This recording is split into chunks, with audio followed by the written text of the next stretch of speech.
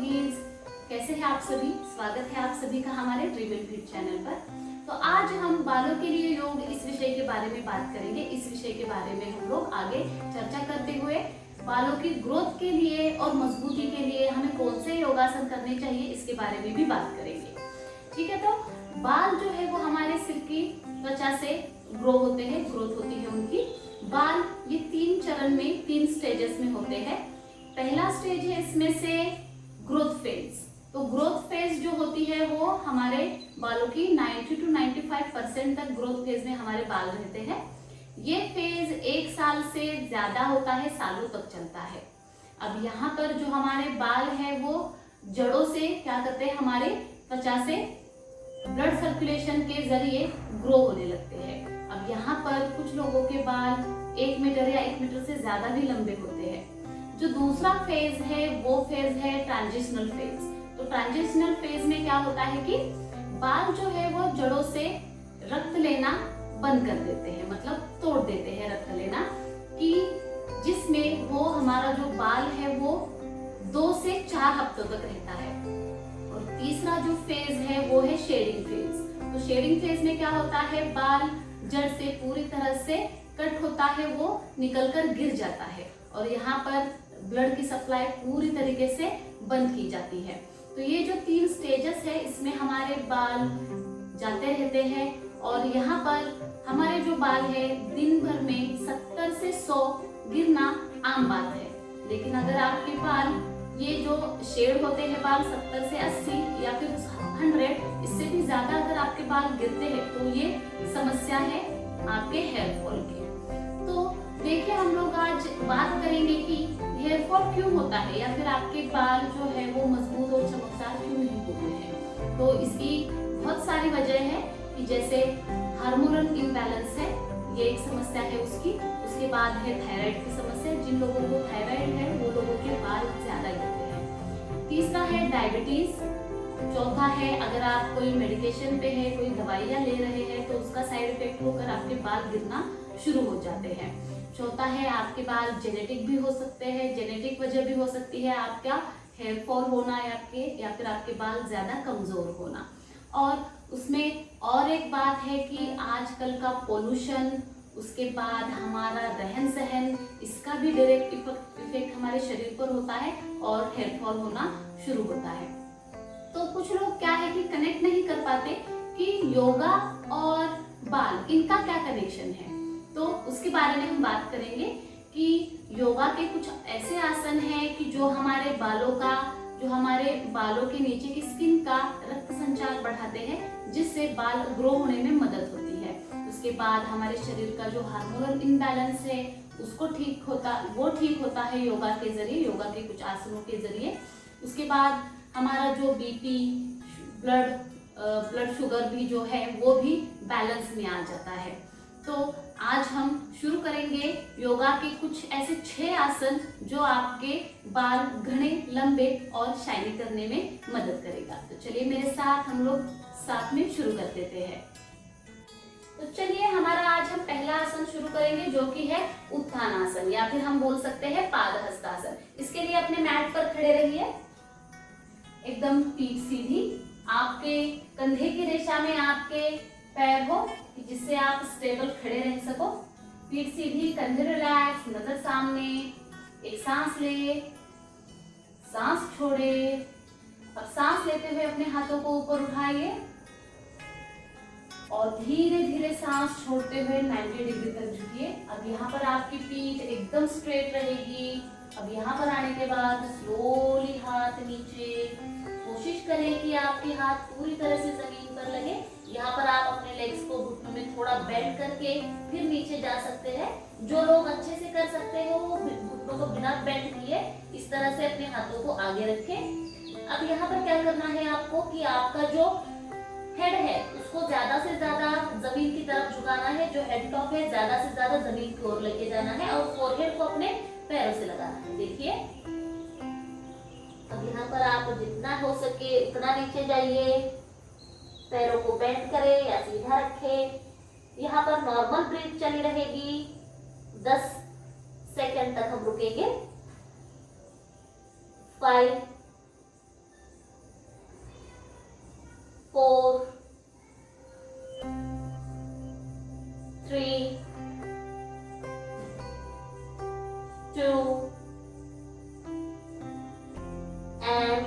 1।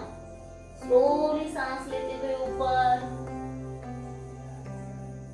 और सांस छोड़ते हुए हाथ नीचे। तो ये हमने किया पहला आसन हमारा उत्थानासन या फिर हम बोल सकते हैं पादहस्तासन। अब इससे आगे हम करेंगे अधोमुख श्वानासना। अब अधोमुख श्वानासना के लिए सबसे पहले आप अपने घुटनों के बल बैठ जाइए। अब यहाँ पर हम सबसे पहले करेंगे कैट एंड काउ पोज करने के लिए जो हम टेबल पोज करते हैं उस टेबल पोज में हम जाएंगे। कंधे की सीधी रेखा में अपने हाथ रखिए, पैरों को थोड़ा सा पीछे ले जाकर अच्छा खासा अपने नीज में अंतर ले। यहाँ पर हमने टेबल पोज में आ चुके हैं। अब यहाँ से हम करेंगे अधोमुख श्वानासना। अपने लेग्स को अच्छे से नीचे रखे, एक सांस ले और सांस छोड़ते हुए कमर को ऊपर उठाए, घुटनों को ऊपर उठाए। अब यहाँ पर आप अपनी एड़ियां इस तरह से ऊपर भी रख सकते हो, चाहे तो आप इस तरह से अच्छे से एड़ियों को नीचे दबाए, अपने कंधों को और सिर को नीचे जमीन की ओर दबाए, अपने पैरों की ओर अपने माथे को ले जाने की कोशिश करें, हाथ सीधे रखें। अब यहाँ पर क्या होता है कि आपका जो ब्लड सर्कुलेशन है वो आपके सिर की तरफ, बालों की तरफ ज्यादा होता है, जिससे बालों को ज्यादा रक्त संचार मिलता है। अब यहाँ पर हम नॉर्मल ब्रीदिंग करते हुए 10 अंकों तक रुकेंगे। 5 4 3 2 1। स्लोली सांस लेते हुए घुटनों को नीचे रखें और बैठ जाए।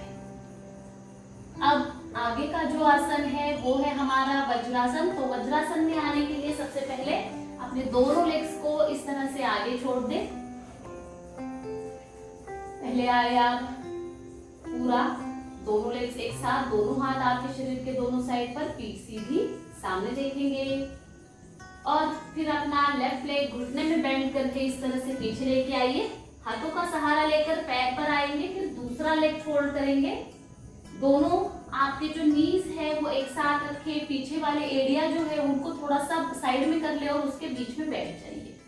अब यहाँ पर हम आ गए हैं पूरा वज्रासन में। अब वज्रासन में बैठने के बाद आपके हाथ आप घुटनों पे रखें, नॉर्मल 2 से 3 सांसें ले।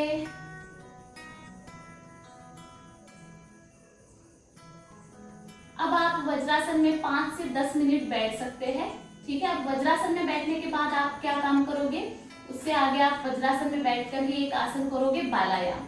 तो बालायाम क्या है कि आपको जो आपके नाखून है उन नाखूनों को एक दूसरे पर रगड़ना है।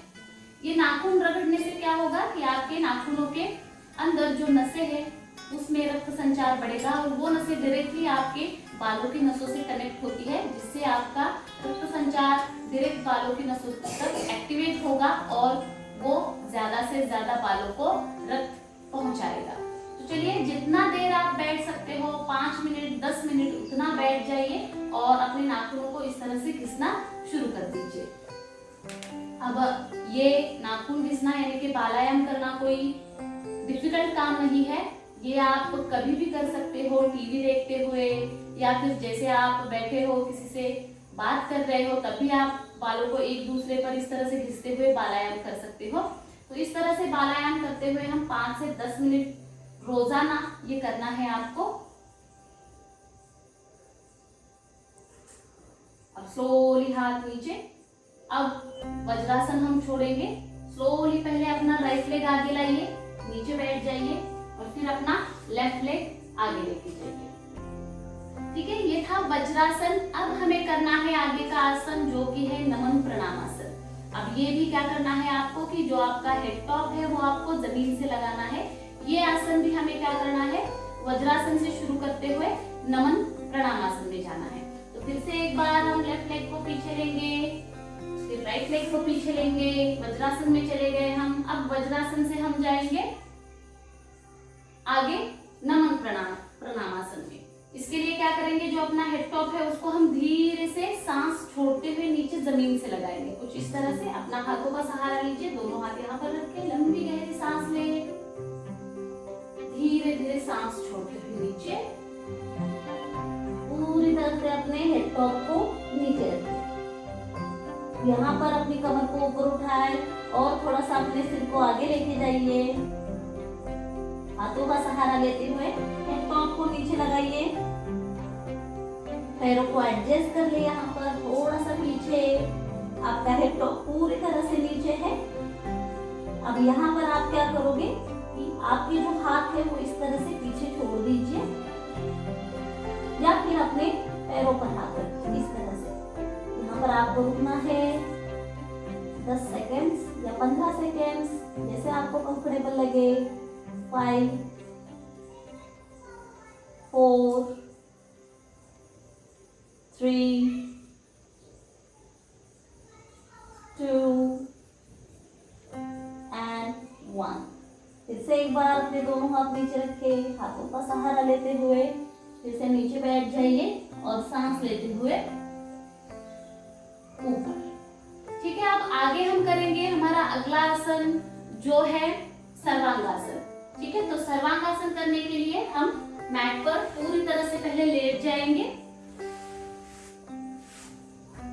मैट पर पूरी तरह से लेट जाइए। अब सर्वांगासन अगर आप नहीं कर सकते हैं तो आप विपरीत करनी कीजिए। मैं दोनों आसन आपको बताऊंगी कि सर्वांगासन कैसे करना है और विपरीत करने कैसे करना है। तो इसके लिए क्या करेंगे, सर्वांगासन के लिए दोनों लेग्स को इस तरह से जॉइन रखें, दोनों हाथ अपने नीचे रखें। स्लोली पहले अपने लेग्स को फोल्ड करें, दोनों लेग्स 90 डिग्री में ऊपर ले। अब यहाँ पर आपको कमर को थोड़ा सा जंप कराते हुए पैरों को पूरी तरह से ऊपर लेना है और अपने शोल्डर्स पर अपने शरीर का वजन लेना है, जिससे कि आपका जो बॉडी में से जो पूरा ब्लड सर्कुलेशन है वो पूरा आपके माथे की तरफ आएगा। चलिए शुरू करेंगे। इनहेल करें और पैर ऊपर उठा ले इस तरह से, कमर ऊपर। फिर दोनों हाथों से अपने कमर को पकड़ ले, एल्बो का सहारा पूरा धीरे धीरे धीरे ऊपर और यहाँ पर आप होल्ड करें। अब देखिए यहाँ पर मेरी चिन पूरी तरह से मेरे चेस्ट से लगी हुई है। होल्ड करें यहाँ पर 5 4 3 2 1। स्लोली नीचे आएंगे, धीरे धीरे धीरे पीठ नीचे और फिर धीरे धीरे पैरों को फोल्ड करके नीचे रखें, रिलैक्स। ये था सर्वांगासन। अब जो लोग सर्वांगासन नहीं कर सकते वो लोग विपरीत करने में जाए। अब विपरीत करने में क्या है, आपको आपके हाथों पर पूरा अपने कमर का वजन लेना है और आपके जो कंधे से कमर है वो स्लाइडिंग लाइन में रहेगी और आपके जो पैर है वो ऊपर 90 डिग्री में रहेंगे। देखिए कैसे करना है। फिर से पैर ऊपर, कमर को थोड़ा जंप कराएंगे, कमर को पकड़ेंगे।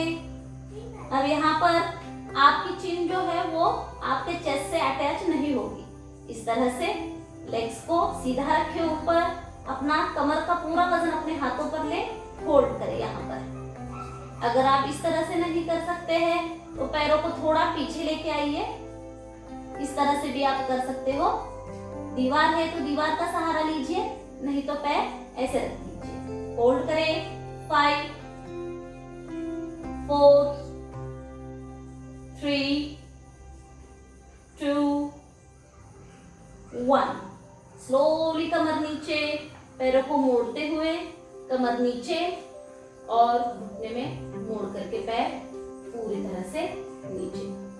अब यहाँ पर हमने क्या किया था कि पूरी तरह से अपनी चिन को अपने चेस्ट से लगा लिया था सर्वांगासन में। तो ये बन गया था हमारा जालंधर बंधक कि हमने अपनी चिन को अपने चेस्ट से लगा लिया था।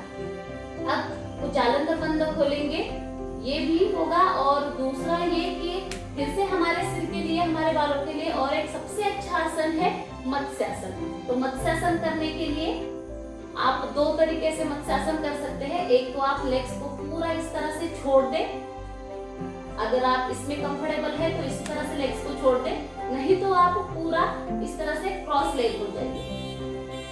सुखासन में इस तरह से अपने लेग्स को रखेंगे, या फिर जो लोग एडवांस कर सकते हैं वो लोग अपने लेग्स को इस तरह से पद्मासन में डाल दीजिए। और नीज नीचे।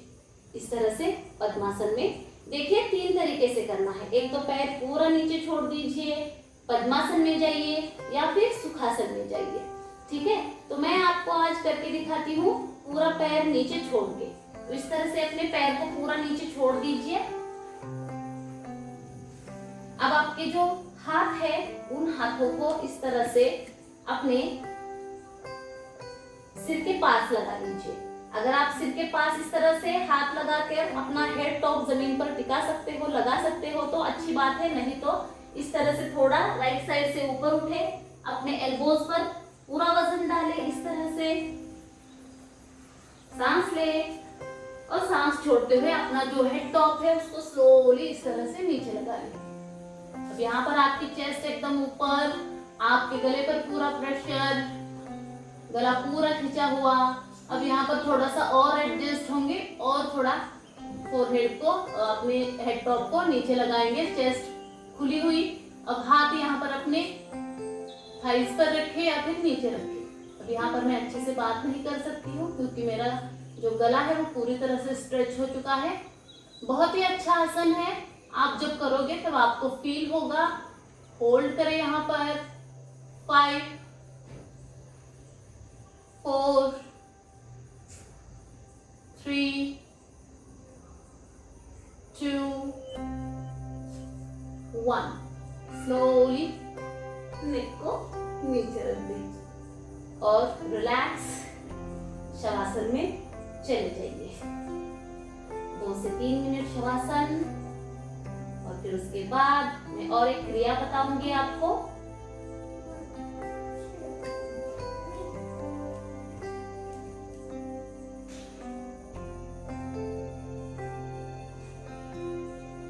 पूरी तरह से रिलैक्स, पूरा ध्यान आपका आपके शरीर के अंदर केंद्रित, आपकी ब्रीदिंग पर केंद्रित। छोड़ी जाने वाली हर एक सांस के साथ खुद को रिलैक्स महसूस कराएंगे। जब आपको पूरी तरह से रिलैक्स लगे तब ये दोनों हाथ ऊपर लेके जाइए, पूरी बॉडी को अच्छे से स्ट्रेच कीजिए। लेफ्ट साइड में करवट ले और उठकर बैठ जाए। ठीक है, अब यहाँ पर हम एक क्रिया करेंगे जो क्रिया है कपालभाति। ठीक है, तो कपालभाति की क्रिया करने के लिए सबसे पहले आपको क्या करना है, इस तरह से क्रॉस लेग में बैठ जाइए।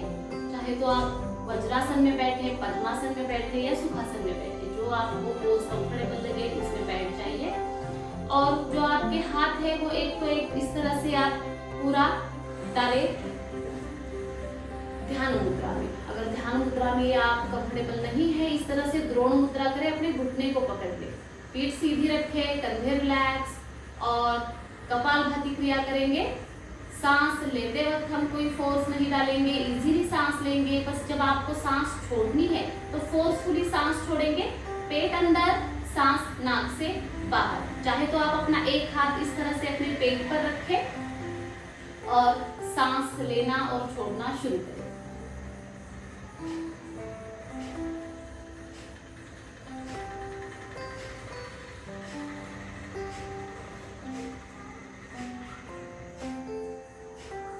इस तरह से मध्यम गति से करेंगे, ज्यादा फास्ट नहीं करना है। जो लोग डायबिटीज के पेशेंट है या फिर जो लोग बीपी के पेशेंट है वो लोग एकदम ही स्लो करें।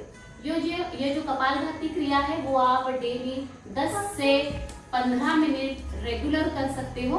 अगर आप कपालभाति क्रिया रोज नहीं कर सकते हैं तो आप एक दिन कपालभाति, दूसरे दिन अनुलोम विलोम करें कि जिससे आपकी जो बॉडी है वो पूरी तरह से रिलैक्स होगी। आपका जो ब्लड सर्कुलेशन है वो पूरे शरीर में अच्छे से बहेगा। और दूसरी बात ये कि आपका जो स्ट्रेस है, तनाव है, वो भी पूरी तरह से कम होगा। तो आज का ये सेशन मुझे लगता है आपको अच्छा लगा हो। आशा करती हूँ कि आप लाइक, शेयर और सब्सक्राइब जरूर करेंगे। जिन लोगों को बाल झड़ने की ज्यादा समस्या है उन लोगों से हमारा वीडियो जरूर शेयर करेंगे। तो चलिए नेक्स्ट टाइम मिलेंगे अगले सेशन में इसी तरह के खास टॉपिक पर। धन्यवाद।